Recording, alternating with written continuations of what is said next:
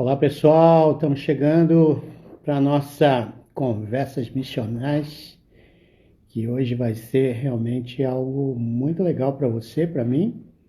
A gente ouvir, a Sabrina está entrando. Sabrina, bem-vinda, você é muito querida pela nossa família, Larissa, que bacana, a Larissa está aí com a gente. Deus te abençoe, Larissa. A gente está esperando aí esses próximos minutos o pessoal ir entrando. Abigail Carrilho, que bênção, essa irmã querida. Sabrina, legal. Núcleo de convivência. Maria Clara, que legal, Maria Clara, você está com a gente, viu? Arthur Couto, esse camarada é gente finíssima, lá do interior de São Paulo, tá longe da gente, mas muito querido. Everaldo Romão, Deus te abençoe. Clóvis Gomes, Clóvis, que bom te ver, rapaz, por aqui. Liliana, Babi e o Flávio Lauretti, o Fábio é gente finíssima aqui, nossa, e um filhão que a gente tem. Batita 71, poxa vida, olha. Everaldo, beleza, já falei com você. Eliane, já falei com você, olá. Amém, amém, Everaldo, amém. Eliane e Ricardo assistindo, que Deus abençoe vocês dois, viu? Hoje vai ser muito legal, estamos trazendo aqui um camarada que pensa muito. Eu diria que dessa turma nova que temos no mercado, é um daqueles homens que vem surpreendendo pela sua maneira simples, mas profunda de ser e de viver e de pensar. Então vocês vão ver que isso aqui vai ser um papo muito bacana sobre missões, filosofia, teologia, preparo. Vai ser muito legal o nosso papo aqui. O Sérgio também está chegando aí, a Letícia entrou. Mândiga, é que alguns têm os seus, coloca aqui um nickname, né? E a gente vai ter que dizer o que está escrito ali, tá? O Cícero, Cícero, que bênção ter você aqui com a gente, viu? Gilmar, São José dos Campos, que bom, viu? São José dos Campos, cidade maravilhosa que a gente viveu ali durante um bom tempo. Abrimos o centro de treinamento missionário da UEM. Aliás, o pessoal da UEM deve estar por aí também. Eu tive essa semana uma live com essa turma da UEM, conversando sobre missões e como missões será nos próximos anos. Se você quiser fazer uma live também e quiser algum de nós, é só falar com a gente que, sem dúvida, a gente fala com você, com a sua igreja.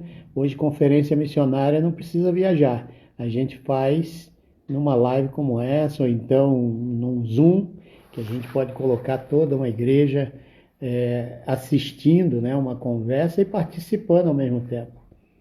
Então, fique esperto, porque o futuro da obra missionária é muito mais promissor do que tem sido esses últimos tempos.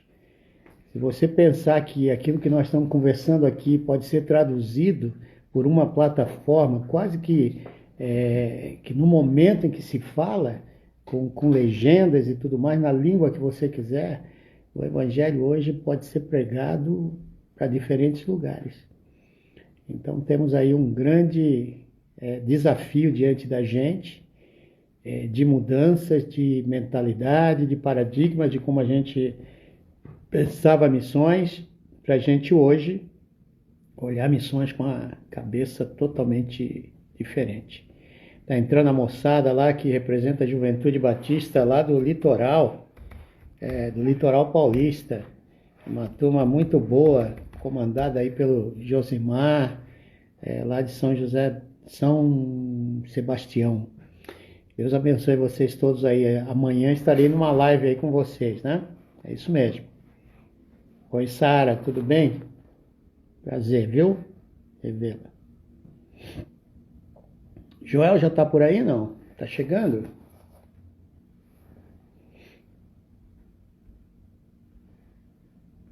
Deixa eu dar uma olhadinha aqui.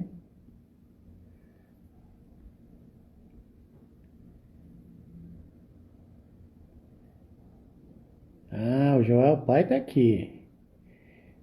A família muito bacana, viu?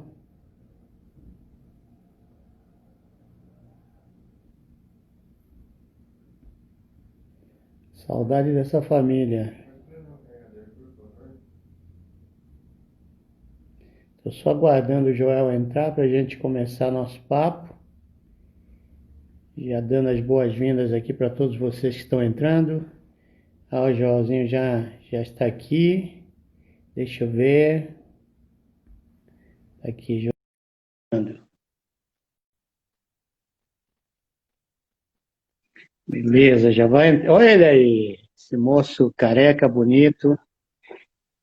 Parece aqui Gilberto, com um professorzão. Não sei quem é que está imitando quem. eu que imito você. Então, Joel, nós temos aí um montão de gente. Olha, o Renato Ferodi, que é um grande amigo nosso. Esse camarada tem trabalhado demais nos Hum, projetos Hands in Action aqui da nossa igreja. Esse uhum, projeto que a gente leva a turma para dentro da favela, né, com profissionais e tal. Esse moço aí tem sido incansável. Ele legal. trabalha com crianças abandonadas, no orfanato, dá o seu tempo para fazer esse trabalho. Agora Bacana ver chegou a o. pessoa mais importante aí, ó, a Mônica. Ô, a Mônica, bem-vinda, Mônica. Você é especial demais. Saudade, saudade aí de vocês, viu? Deixa acabar essa pandemia que você vai ver o prejuízo que eu vou dar aí de tanta pizza que vamos comer juntos. Pode vir. Então, Hum, o Renato, ele faz parte do La Batista de uhum, criança. aqui. Joel, a gente tem aí com a gente uma turma que representa também a juventude do litoral paulista. Tá bom? Tá? O Josimar está aí com a gente, está representando essa moçada toda. Amanhã vou ter uma live com eles. Nós Uhum. devemos ter também. Oh, a Gláucia está aí. Gláucia, muito legal ver você aqui com a gente participando. Olha, se você tem alguma pergunta daqui a pouco, conforme a gente for conversando, vai fazendo aí que nós vamos passando para o homem da hora, né? Que é o nosso pastorzão aí, Joel Neto. Bom, deixa eu apresentar, em primeiro lugar, bem-vindo todos vocês. Eu já tenho que começar, porque a hora, né, passa rápido e hoje o Urge. nosso papo é legal demais. Lisânia está aí, olha o nosso pastorzão, Cadê? cara. Ah, chegou? Coisa boa, viu, Oi, Lisânia Lisane. passou por um momento difícil e glória a Deus, Que ele bom. está em casa se recuperando. A gente espera que domingo que vem já esteja pregando. Uau, uau. Faz uma falta imensa para a nossa igreja Imagina. esse homem aí. Bom, muito legal. Vamos começar então, João? Ô, Humberto, você que manda. Então, eu queria apresentar o Joel para todos vocês. O Joel, ele é formado em teologia e filosofia. Ele também é mestre em educação pela Universidade de São Francisco e fez um MBA em gestão de pessoas pela Fundação Getúlio Vargas. Atualmente ele é coordenador e professor do Seminário Bíblico Palavra da Vida e pastor da Igreja Batista Revive, que é uma igreja que ele está plantando, começando praticamente do zero, em Atibaia, São Paulo, bem pertinho ali do seminário. Ele é casado com a Mônica, é pai de uns meninos tão bonitos, chamada a Ana Luísa, Isabel e o Efraim. Uma delas fez uma obra de arte uma vez no carro do Joel, dizendo que e chamou o pai para ver que ela já sabia escrever o nome dela e estava tudo riscadinho na porta do carro. Não é isso, Joel? Isso mesmo, você lembra da história, hein? Ah, eu me lembro. Coisa boa, eu me lembro rapidinho, viu? Joel, fala um pouquinho quem é você, família e ministério hoje. Tá bom. Humberto, muito legal estar com você sempre, viu? Você, antes de eu me apresentar, você é um referencial muito importante na minha vida, de ministério, de caráter cristão também, piedade. E eu amo você, Silvia, Nick. Sou muito grato a Deus por ter colocado vocês na vida da minha família, viu? Também bom saber que o Lisânia está aí, depois de passar por essa, saudade dele também, saudade de todos vocês aí na igreja. Humberto, eu tenho 37 anos apenas, embora careca engane. Eu sou casado, como você falou, com a Mônica, sou pai de 3 crianças. Eu comecei meu ministério no Vale do Paraíba, na cidade de Jacareí, ali coladinha com São José dos Campos, cidade onde você na época pastoreava, e por isso nos conhecemos numa feira comendo pastel, né? É verdade. E depois eu fiquei por lá 11 anos, também trabalhei junto com um pastor norte-americano chamado Thomas Dean. Trabalhei na plantação de uma igreja, que você conheceu, a igreja. Fiquei por lá 11 anos. Depois aceitei o desafio de sair da igreja e começar uma nova história aqui em Atibaia com a Palavra da Vida, como missionário da organização Palavra da Vida Brasil. Vim para ser, num primeiro momento, professor da área pastoral do seminário. E depois me tornei coordenador do curso residente. Continuo dando aula nessa área e em outras áreas também. E depois de 5 anos aqui, eu sou pastor por natureza, isso é o meu chamado, é isso que eu faço. E eu não sou um professor que ajuda igrejas, eu sou um pastor que serve no ambiente do ensino teológico. E eu entendi que estava na hora de eu voltar a pastorear, e eu perguntei para Deus se Ele queria que eu saísse de Atibaia para plantar uma igreja, para assumir uma igreja, ou se Ele queria que eu continuasse aqui. E as coisas, por meio do seminário e também das oportunidades, foram me apontando que eu deveria caminhar para plantar uma igreja em Atibaia, que acabou se tornando a Igreja Batista Revive, que depois de 6 meses de culto público, veio a pandemia, e nós estamos nessa situação agora. Mas no nosso último culto, que inclusive foi um culto que nós tivemos cerca de mais de 100 pessoas, 110 pessoas, nós temos só 6 meses de culto, né? Então Deus tem feito vagarosamente o tempo dele, da forma dele, isso na nossa vida. Então, isso é um pouco do que eu fiz ao longo da minha vida. Busquei essas formações que você falou, mas que nenhuma delas me identifica e me define. O que me define é o fato de eu ser um pastor. Eu sou um pastor. E que legal. Não sei se o meu fim é na Revive, não sei o que Deus tem para mim, mas eu quero servi-lo como pastor local, enquanto Deus me der forças para fazer isso. E a gente vê isso na tua vida, né? Esse desejo seu de pastorear vidas, pastorear aqueles meninos lá no seminário, tudo isso que você faz demonstra o teu chamado e o dom que Deus tem dado para você. Agora, qual é a tua trajetória missionária nisso tudo? A minha trajetória sempre foi com igreja, né? Mas isso não elimina o fato de eu ter uma trajetória missionária com igreja local. Aliás, é uma discussão que nós temos hoje muito grande aqui no ambiente acadêmico, no seminário, né? Que os seminários sempre foram forjados por aqueles cursos setorizados.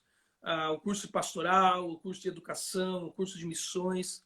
E essa é uma briga que eu enfrento aqui hoje para tentar lidar com isso, Roberto, de que o nosso curso de formação teológica ministerial, ele tem que englobar toda essa visão ministerial.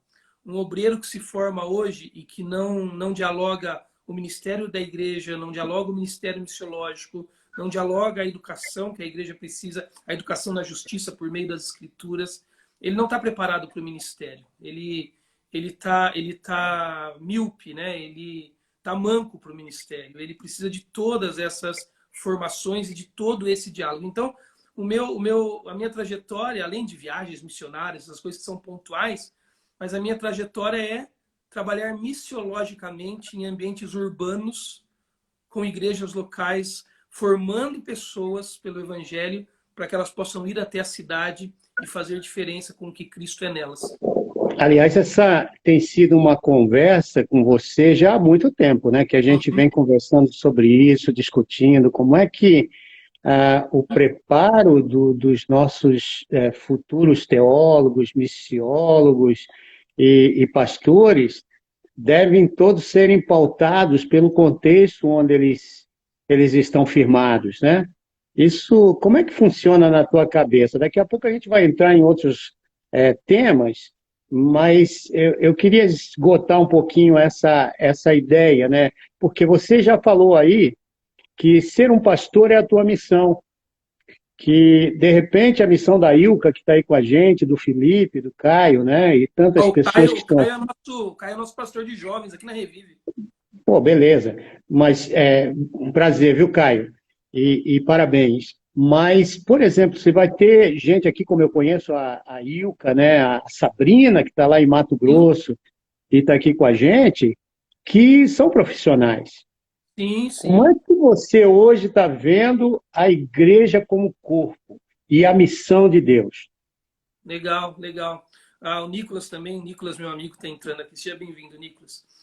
Humberto, eu acho que nós tivemos uma deficiência nesse olhar da vocação na história da igreja muito grande. E eu acho que isso está muito ligado à estrutura dos poderes da igreja, né? Então, para nós, sempre foi muito necessário que as pessoas acreditassem que o poder está em nós. Que o ministério ele começa e termina em nós, que somos profissionais da religião, que buscamos formação específica, especializada para o ministério. E, óbvio, aqueles que buscam uma formação específica, aqueles que estão na lida diária com a igreja local, com o campo missionário, com formação teológica, temos uma importante função, especial função, mas não é a única função que pode ser denominada de ministerial. Então, acho que essa é uma visão míope que nós temos ao longo da história da igreja. E é uma visão míope fruto de uma estrutura de poder da igreja. E eu acho que o nosso alvo deveria ser, Humberto, devolver poder. Nós somos pastores que deveríamos empoderar as pessoas ministerialmente. Quando eu leio Efésios 4, Paulo dizendo que nós devemos andar de modo digno da vocação para a qual fomos chamados, eu entendo aquilo como o espaço da vida. A nossa vocação, ela não é o que eu faço. A nossa vocação é o que eu sou. Paulo está nos ensinando ali que Deus nos vocacionou na salvação. Todas as vezes que Paulo usa a expressão chamado no Novo Testamento, ela está intimamente ligada à doutrina da soteriologia, da salvação. Sim. Então, o nosso chamado singular, primeiro, que nos identifica, é o chamado para a salvação. E esse chamado, como diz Pedro na sua primeira carta, capítulo 2, verso 9, ele é um chamado propositivo. É para que a gente anuncie as virtudes daquele que nos chamou das trevas para a luz. Então, Humberto, quer sejamos um pastor, um missionário, um advogado, um médico, um dentista, um pedreiro, uma enfermeira, um médico, uma dona de casa, todos nós fomos chamados à santa vocação do pastor. É verdade. Desculpe aí eu.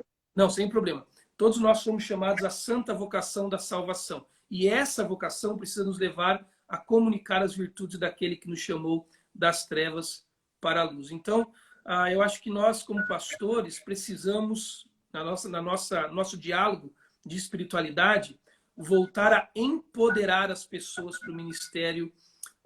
E não é ministério leigo, não é ministério no mundo secular, é ministério e ponto. Elas precisam sair da igreja no domingo com as portas da frente abertas, sabendo que o verdadeiro campo missionário está onde elas moram, onde elas trabalham, por onde elas dirigem, e que nós somos pessoas envolvidas no mesmo ministério, apenas com funções de agendas diferentes. Isso é uma luta também que eu travo aqui no diálogo do seminário. Muito bom, muito bom. É interessante, a Vá Correia aqui, estou só colocando os nomes que eu estou vendo aqui. Ela está dizendo que é designer de formação e atuação, mas sou missionária exatamente como vocês, pastores. O meu campo são meus clientes, né? E é exatamente isso, né? Como ela chama? Eu creio que eu não sei se é Vá, está escrito Vá Correia. Então, eu queria dizer uma coisa, ela é uma designer, né? Eu diria que em alguns ambientes ela é uma missionária até muito mais relevante que eu e você. Exatamente, exatamente. Então, muito interessante isso, e eu queria também usar o fato de você ser um filósofo, para a gente conversar um pouquinho aqui, como você vê o pensar teológico desses últimos séculos para o que nós estamos vivendo hoje e, de repente, esse pensar teológico ele precisa de uma reforma. Tá. Filósofo é bondade sua, né? Mas eu vou tentar responder a pergunta. Então, Humberto, eu acredito que, olhando assim para a recente história, né, nós temos um movimento do pensamento teológico muito fruto da luta contra o liberalismo teológico, né? Aquele liberalismo do fim do século XVIII, início do século XIX até, e onde isso foi percebido como uma teoria e foi atacado, fruto do racionalismo do século XVII. E por conta da igreja ter que responder ao liberalismo teológico, e ela tinha mesmo que responder, porque o liberalismo chegou para relativizar as escrituras, a sua suficiência, inerrância, infalibilidade, e o cristianismo ortodoxo clássico tinha que se posicionar contra aquele tipo de raciocínio. Embora isso fosse necessário, eu tenho para mim, Humberto, que nós viemos como fruto daquele movimento antiliberalismo, como pessoas que construímos um pensamento teológico que nasce da reação e não da proposição. Eu acho que essa é a nossa grande questão. Nós temos formado ao longo do século XX, início do século XXI, teólogos reativos. Eu digo isso aqui no seminário muito, Humberto, que quando as pessoas chegam aqui, elas estão atrás de categorias de conceito. Sobretudo pessoas que vêm de igrejas históricas, igrejas que já têm muitos posicionamentos firmados. Então, na verdade, elas já chegam aqui sabendo o que elas pensam sobre a verdade sobre o divórcio, sobre o ouro entre incrédulo e crente. O que eles buscam é apenas embasamento teológico, acadêmico, para poder ir lá fora e deflagrar as suas verdades já pré-existentes na sua mente. E esse tipo de teólogo, me parece, ele se torna um teólogo reativo. E a igreja não é o espaço da reação, a igreja é o espaço da proposição. A teologia não é o espaço da reação, ela é o espaço que propõe. Eu dou aula de apologética aqui, Humberto, e eu digo assim que a verdade ela não pode ser defendida. E nós vivemos como se nós fôssemos fiéis defensores da verdade, nós teólogos, se a gente vacilar, a verdade está em perigo. E essa ideia de querer defender a verdade, ela ofende também pessoas que estão em busca da verdade, né? Eu vejo isso em termos missiológicos, e eu quero trazer esse tema, né, para perto disso. A gente vê que determinadas filosofias que levaram ao pensar teológico foram para os campos missionários e causaram tremendas quebras, né? Mas eu acredito, Humberto, que isso é fruto dessa formação que você perguntou, como o pensamento teológico se dá. Porque eu digo assim para os alunos, quando você defende a verdade, você lida com a possibilidade dela ser uma mentira. Porque você dá o direito ao contraditório. E verdades, elas não são defendidas, verdades, elas são declaradas. Porque a verdade, quando ela é falada, ela simplesmente elimina do espaço a mentira. E quais são os efeitos práticos, eu acho, dessa formação, Humberto? 3 coisas, pelo menos. O primeiro efeito prático disso é que nós paramos de propor. Porque pessoas que reagem não propõem. E aí as pessoas elas começam a se tornar ambientes laboratoriais da nossa boa teologia, não mais pessoas. E aí a outra coisa prática é que nós, a terceira, então, é que nós nos tornamos, nós temos dificuldades na formação pastoral. Porque nós estamos atrás apenas de conceitos, pessoas são espaço da aplicação dos nossos conceitos teológicos acadêmicos, não mais pessoas. Então nós temos dificuldade na formação pastoral, porque pessoas não são seres de funcionalidades, disfuncionalidades apenas. Eles são pessoas com complexidades, ineditismos, que precisam ser pastoreadas na dimensão das suas necessidades. E quando a nossa teologia ela já vai pronta para as pessoas, o diálogo com a pessoa ele inexiste. Nós ignoramos o outro. E pastores, mais do que falar, precisam aprender a ouvir, né? Eles precisam aprender a serem ouvidos para as pessoas. Então, acho que essa é uma grande crise da formação, Bertô. Nós viramos reativos e não propositivos, e essas reações nos fizeram virar pessoas atrás de categorias de conceito para defender nossas ideias. Pessoas viraram laboratórios para a gente aplicar essas ideias, e aí a formação pastoral entra em muita deficiência. Você crê que o nosso missiólogo desse momento, ou o teólogo desse momento, ele precisa estar muito mais aberto ao diálogo com outras fontes de saberes e até mesmo religião do que nós tivemos num passado não tão distante? Eu até tenho medo de falar desse assunto perto de você, que é um grande missiólogo, né? Mas como pastor, me parece, né, investindo no campo missionário, me parece que a missiologia sofreu grandes mutações nas últimas décadas, né? O missionário de ontem não é o missionário de hoje, a abordagem do campo que se fazia ontem não é a abordagem, porque o campo de ontem também já não é mais o campo de hoje. Então, eu acredito que todas as teorias de conhecimento hoje que se propõem, antes de responder, a fazer perguntas, e a filosofia é uma delas, né? Mas que se propõe a perguntar no tempo e para o tempo, elas são de extrema necessidade, o que na academia nós chamamos de propedêuticas, né? Elas são de extrema necessidade para quem quer fazer missiologia hoje. Porque nós precisamos, antes de pensar em fazer missiologia do século XXI, a segunda década, final da segunda década do século XXI já, é perguntar que missiologia é essa que nós estamos abraçando. Que campo missionário é esse que nós estamos abraçando? Que tipo de missiólogo? Homens de Deus, Humberto, nós sempre teremos em qualquer geração. Desbravadores, nós sempre teremos em qualquer geração. Pessoas movidas por ministério, pode ser que não estudem no seminário que eu falo, pode ser que não passem por uma formação formal, embora você é muito bem-vindo a estudar na Palavra da Vida, viu? Seria muito bom se você viesse. Mas homens de Deus movidos sempre existirão, porque é Deus que move, não somos nós, não é a formação teológica. Mas esses homens movidos por Deus, para o ambiente missionário, vão precisar se deparar com um novo mundo, tentar entendê-lo e tentar respondê-lo.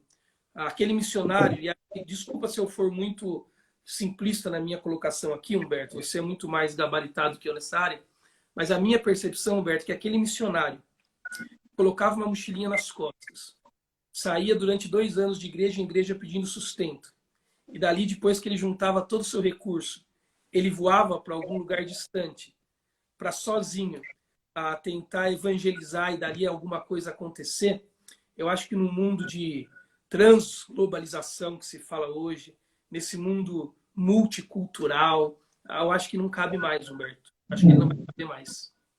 Sim, essa é uma discussão que levaria aqui umas 3 lives dessa para a gente desgastar esse tema, né?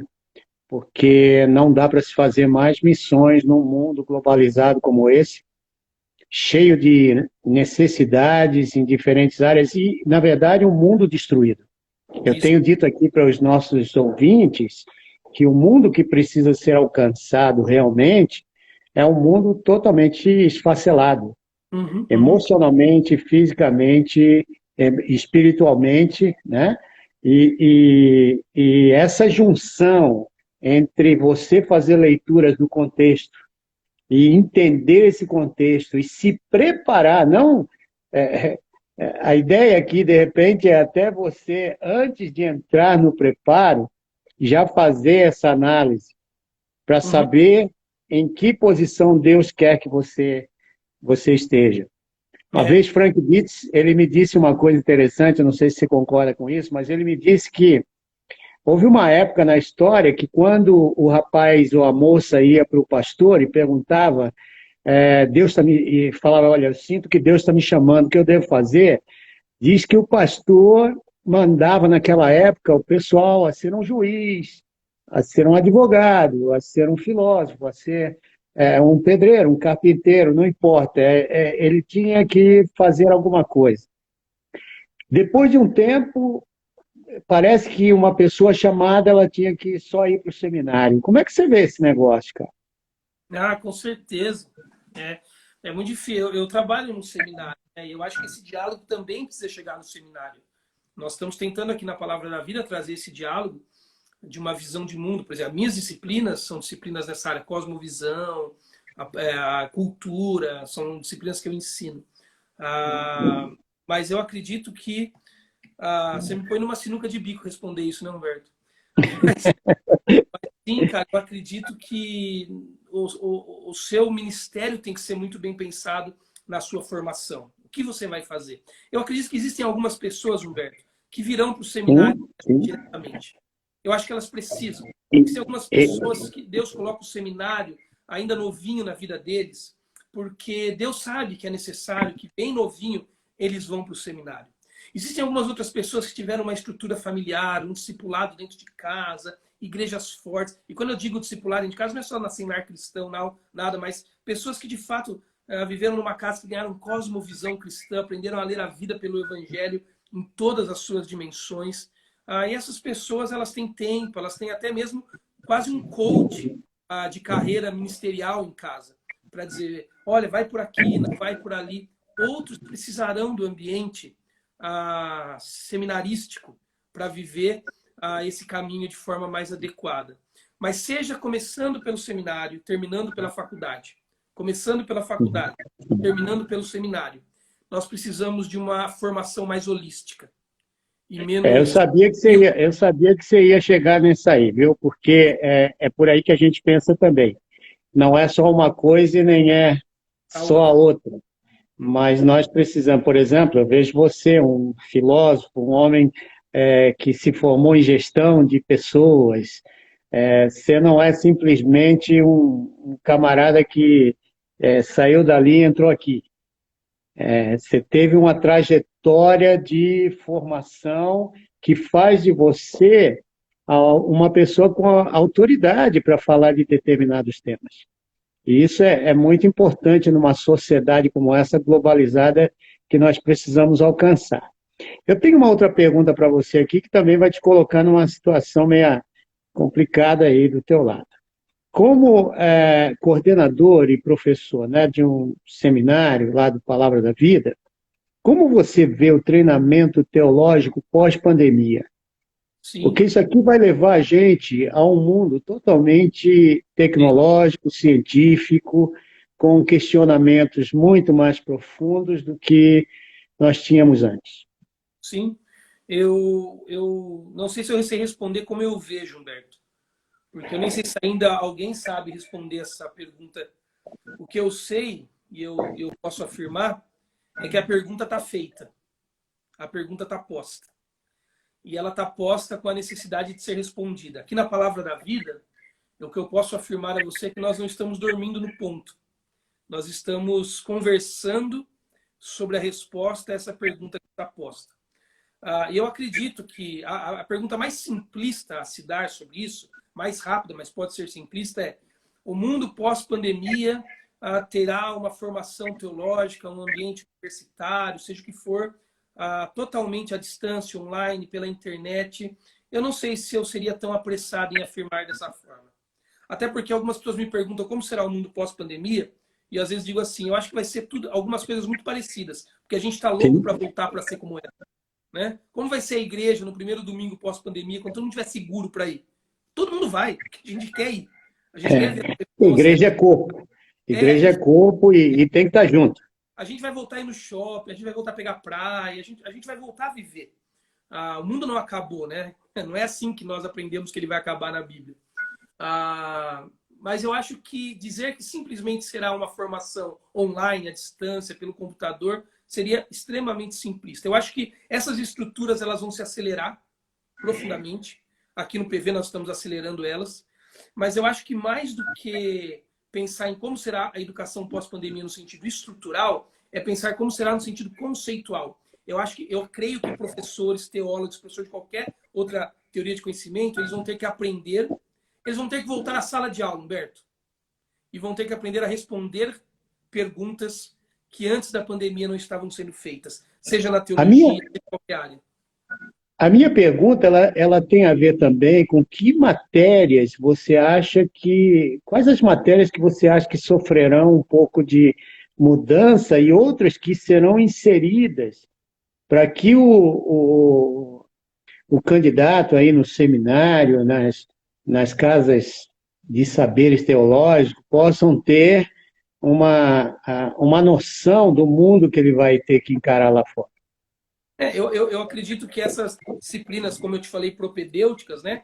Que aqui na Palavra da Vida nós já estamos fazendo, disciplinas de visão de mundo, filosofia, cosmovisão, enfim, elas vão precisar ser cada vez ter mais espaço, porque há uma leitura de mundo a ser feita no pós-pandemia, e ela é urgente, ela não pode ser para amanhã, tem que ser para hoje. Creio que no ambiente teológico, pelo menos que é o que eu convivo, a linha básica da formação teológica vai continuar, as teologias bíblicas sistemáticas, as ferramentais da exegese, né, para a leitura do texto. Agora, o que eu acredito mesmo, Humberto, é que o professor que não vai sobreviver é aquele que não está apto a estudar, mas só apto a ensinar. Quem não voltar para o ambiente do estudo e não estudar o que está acontecendo, isso não é só professor, não, pastor também, profissional no mercado de trabalho, profissional que lida com tendência no mercado de trabalho e que não for atrás de estudar, ele vai ficar para trás também. Então, acho que a grande mudança do ambiente de ensino teológico e qualquer outro é que nós vamos precisar de professores antenados para dialogar o que foi, o que é e o que virá ainda que a gente não sabe. É verdade. Nossa, que bacana ouvir tudo isso. Tem algumas perguntas aqui, eu não sei se você vai conseguir aí do outro lado, mas olha, o Honório ele está perguntando como se dará a plantação de igrejas pós-pandemia? Se dará por vocacionados, convocacionados, por profissionais que têm seu próprio sustento? Uma coisa é certa, a igreja ela tem perdido um pouco das suas entradas, principalmente as igrejas mais pequenas.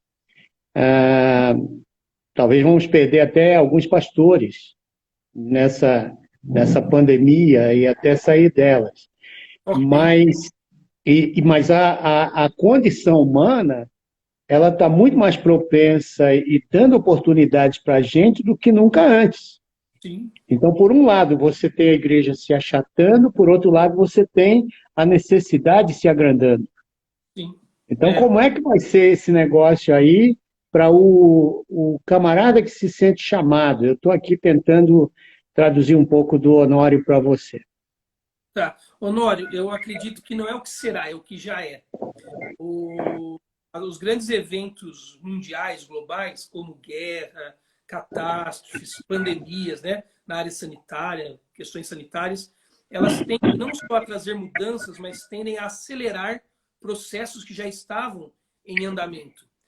E essa questão que você colocou na sua pergunta, se serão pastores, profissionais liberais com sustento próprio, ou esses chamados bivocacionados, que eu nem gosto dessa expressão bivocacionado, para mim é uma vocação com duas agendas, com duas áreas de trabalho apenas. Mas esse movimento, Honório, já existia, já estava acontecendo no mundo inteiro. E eu creio que o ambiente pós-pandemia, ele vai ter a função de acelerar esse processo que já estava em profundo andamento. Eu creio que esse espaço de pessoas preparadas de forma meio que autodidatas e que sentem o chamado de Deus para plantar igrejas, para servir no reino e sem deixar o seu trabalho, o mercado de trabalho, isso já estava acontecendo e vai acontecer cada vez mais. Eu acho que é um caminho. A gente não sabe o que será o mundo daqui a um tempo e eu acho que é um bom caminho, eu acho que é um caminho saudável. De novo, como o Humberto falou e eu também falei, isso não elimina o fato de meninos que vão vir para o seminário, que vão plantar igrejas, que vão ter um cartão de visita com PR na frente, mas nós temos que ter esses homens de Deus, sim, nós temos que ter. Na verdade, o Honório é o Yuri. Eu acho que você conhece ele. Né? É o Yuri aqui do seminário. Exatamente. O Yuri é gente bem conhecida.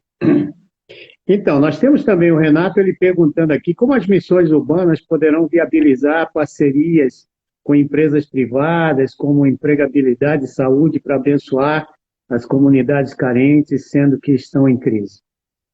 Na nossa comunidade, Humberto, nós estamos montando um site agora, é tudo muito novo, né?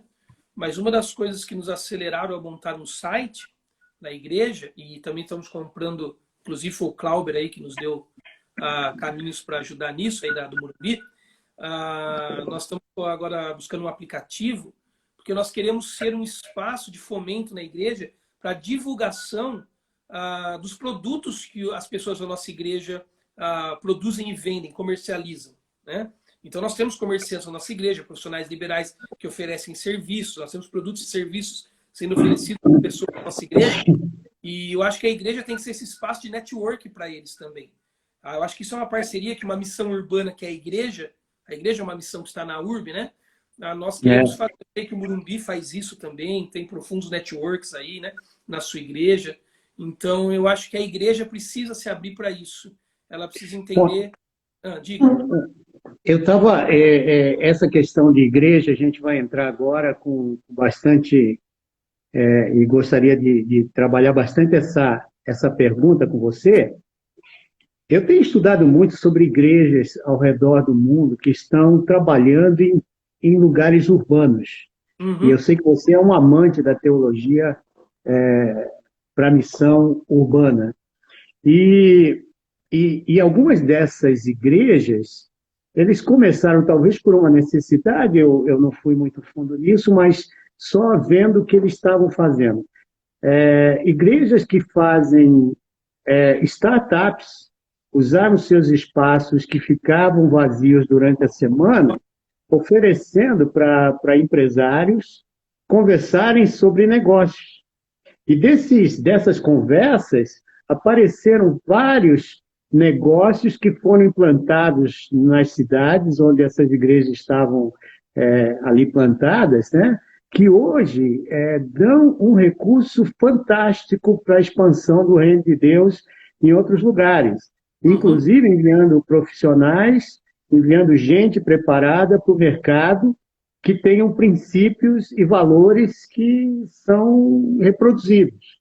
Como é que você vê essa iniciativa que começou antes da pandemia, e eu creio que com a pandemia e o futuro, isso aí vai ser muito mais usado nos próximos tempos, né? Eu vejo com excelentes olhos, Humberto. Eu imagino que um dia a gente veja essas igrejas também investindo financeiramente em projetos de startup como esse. Aquela história que você falou do garoto que fala para o pastor, quero servir, e ele fala, vai para o seminário, né? Nós não temos, às vezes, os olhos abertos para investir nessas coisas, para investir em pessoas que têm grandes projetos, também para sustento pessoal, mas que podem impactar o reino. Formações pessoais que podem impactar o reino, a igreja precisa investir.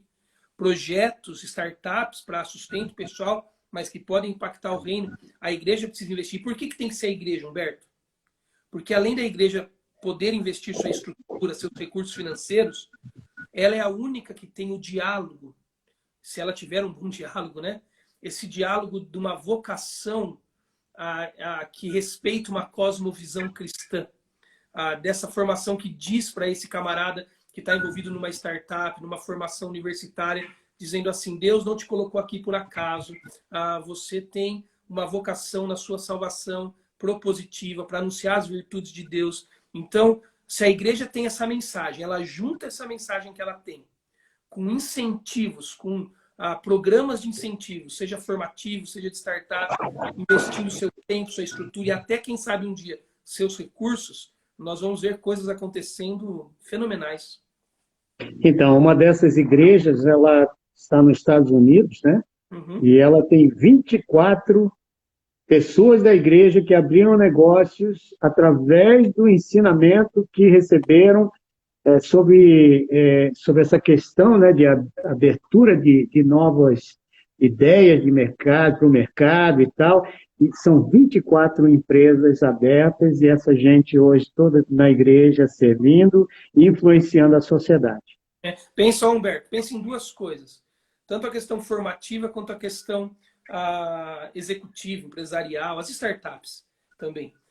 Se a igreja tivesse investido nisso ao longo dos séculos, talvez hoje nós teríamos muitas universidades cristãs formando com cosmovisão cristã, por exemplo, na área das licenciaturas, para que os nossos espaços de ensino público eles não fossem o que são hoje.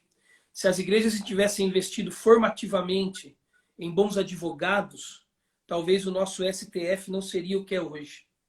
em bons cientistas políticos, talvez a nossa lógica a política brasileira não seria essa lógica destituída de qualquer valor de mérito, de conservadorismo. Enfim, eu creio que só que isso não é uma mudança que vai acontecer na minha geração, na sua igreja. Isso é uma mudança que leva um século para acontecer, Humberto. Mas alguém tem que plantar. Alguém tem que plantar para nossos bisnetos colherem. Exato. E tem que ter coragem, né? Ter coragem. Uma das coisas que me dá tremendo prazer de estar aqui na igreja que estou é ter um colega que tem uma visão para além do seu tempo, né? Lisânias, quando passa para a gente algumas ideias que ele tem, é fantástico você ouvir que ele já está pensando antes de alguém pensar sobre aqueles assuntos. Isso é fantástico. Temos uma equipe aí que tem se desdobrado aí para ver essas visões acontecendo, né? Agora, Só uma coisa, Joel... Humberto, uma coisinha, desculpa cortar. Uma vez o Lisânias falou para mim, acho que você até estava perto, sobre, imagine o efeito, o impacto que jovens como os jovens da sua igreja, que estudam em grandes e boas universidades, se eles cursam a universidade sendo trabalhados com uma profunda cosmovisão cristã, né? Imagina o impacto. São eles que vão ocupar o serviço público amanhã, são eles que vão ocupar os grandes hospitais, os grandes escritórios de advocacia, é quem vai fazer justiça cristã, quem vai fazer medicina com um olhar em Cristo. São esses homens, né? E essas mulheres. Você acha que a pandemia pegou a igreja de surpresa? Eu acho que o evento histórico, sim, pelo menos a mim. O evento histórico, sim. Eu estava dia 8 de março na igreja, fazendo culto, feliz, porque a igreja estava começando a ter gente, e eu não tinha nenhum planejamento de não ter culto no dia 15 de março. E não tivemos. Até sexta-feira ainda ficamos, vamos ter, não vamos. Como nós estamos num hotel, ter não foi uma opção, né? O hotel fechou. Então, acho que o evento histórico, o fato, me pegou de surpresa e acho que pegou a todos nós de surpresa. Claro, havia já um movimento acontecendo no mundo do vírus e tal que a gente podia previsionar. Pegou de surpresa. Eu acho que pegou também de surpresa, Humberto, a igreja no sentido das suas estruturas.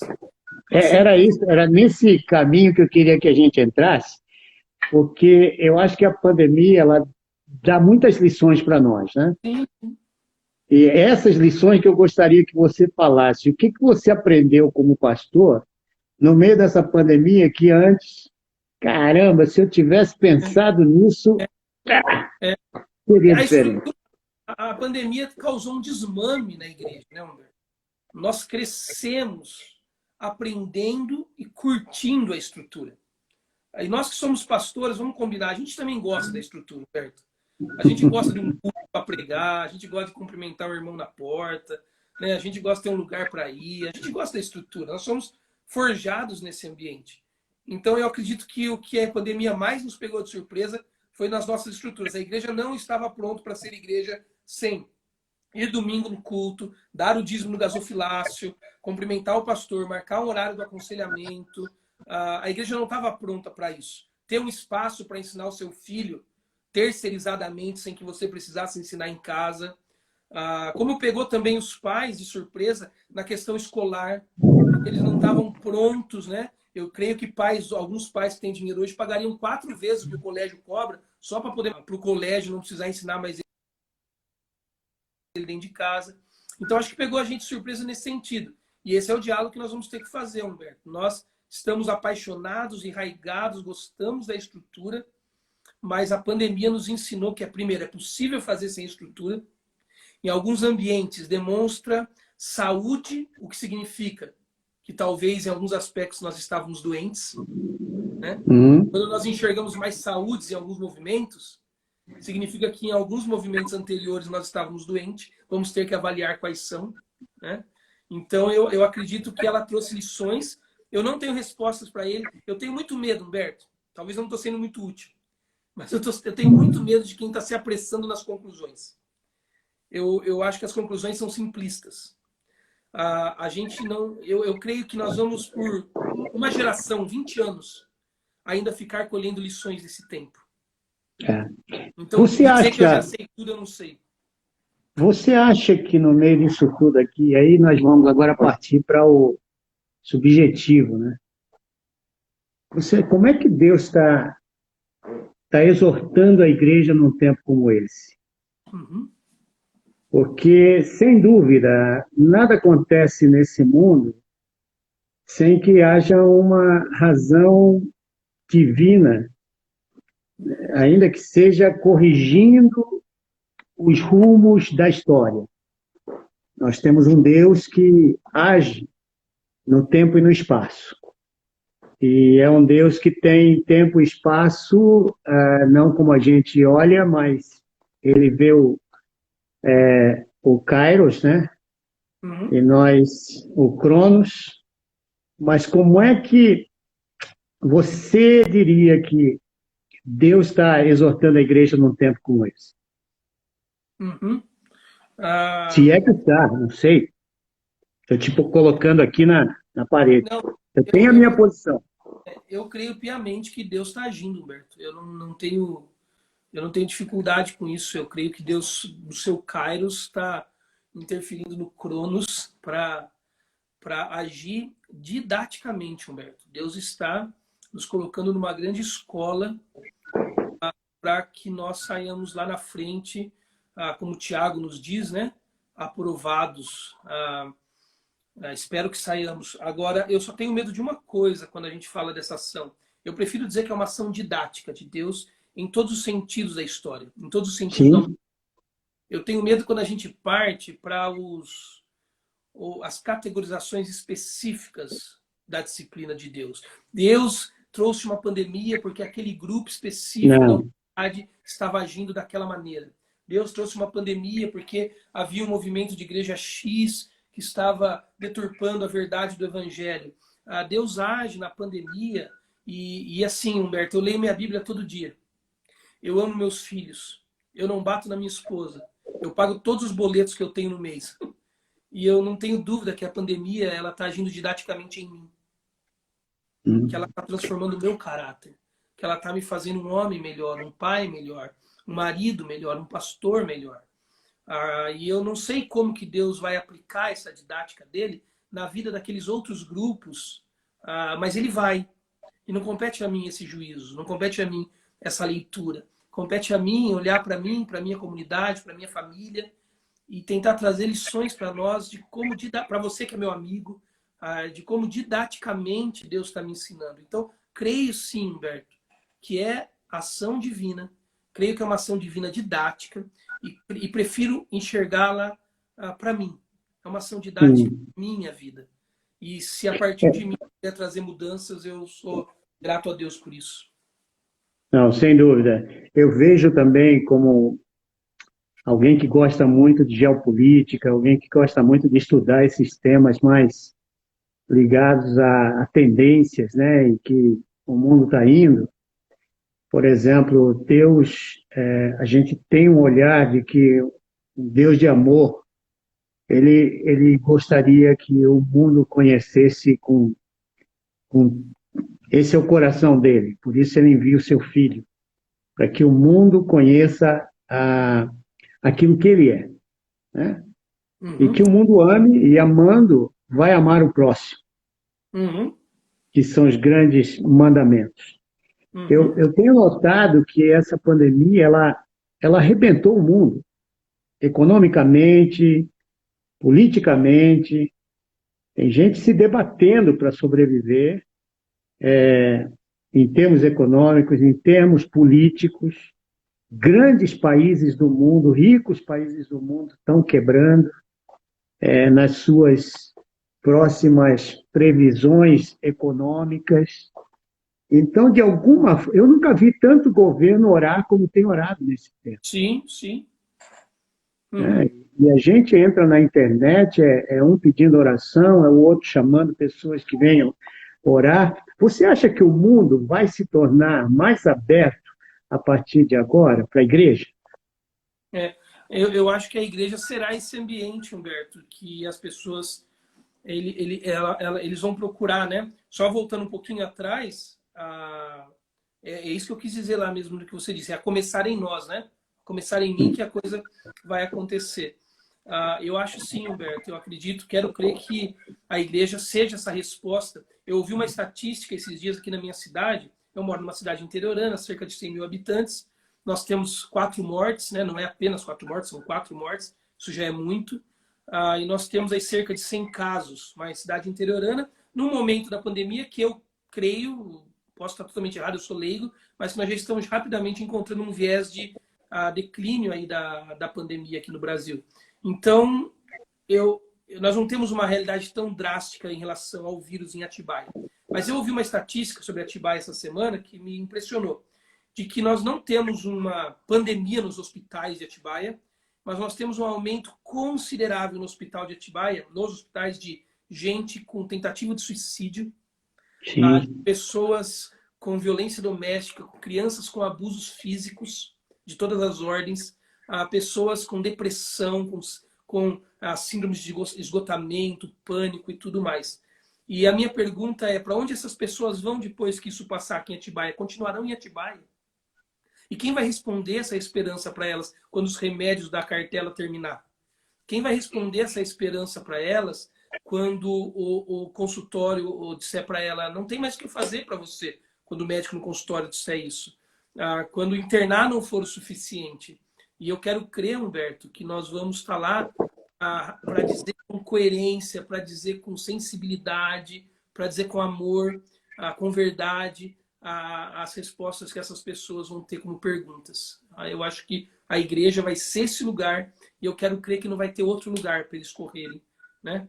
Que a gente esteja preparado. Meu único medo é esse, porque igrejas também podem produzir prejuízos, igrejas e seus diálogos, por vezes podem produzir prejuízos maiores do que a pandemia. É verdade, é verdade. E quais são as tuas dores pela Igreja de Cristo? Ok. Quando você pergunta quais são minhas dores, você quer saber o que me move, é isso? Aquilo que faz teu coração bater mais forte e que faz você se sentir um pastor, independente de quanto está entrando no caixa da igreja, olhando essa situação que a igreja vai ter que se deparar. Tá. Eu ardo, Humberto, eu ardo por uma igreja com alguns aspectos que para mim são primordiais, são princípios para a igreja. Eu disse para minha esposa, Humberto, esses dias, que eu amo o ministério e eu quero ser pastor, é o que Deus me colocou para fazer hoje, e eu acho que eu quero ser isso sempre. Não sei como Deus vai mover minha mente lá na frente. Também não acho que é pecado eu deixar de ser, tá bom? Mas eu acho que é o que me move. Mas eu digo que tem que fazer sentido para mim. Tem que fazer sentido para mim o que eu estou fazendo. Eu não faço mais por uma obediência cega. Eu fiz porque Deus me mandou e se eu parar de fazer, Ele me manda um raio na minha cabeça. Tem que fazer sentido o que eu estou fazendo. Então, algumas coisas que me fazem sentido pelas quais eu ardo. Eu ardo por uma igreja acolhedora. Eu ardo por uma igreja acolhedora. Que tem aliás, o Lisânia está aqui, né? E ele está dizendo aí, não sei se você está acompanhando. Vi, que abre uma grande porta. É por aí que se abre uma grande porta para a igreja, né? Totalmente. Mas vai lá.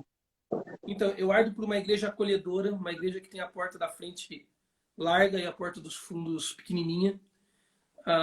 Uma igreja que acolhe as pessoas com seus dilemas, conflitos familiares, matrimoniais, enfim, todos os conflitos. Eu ardo, Humberto, por uma igreja que comunica o evangelho conectado com a cultura desse tempo, respondendo às coisas do tempo, no tempo e para o tempo.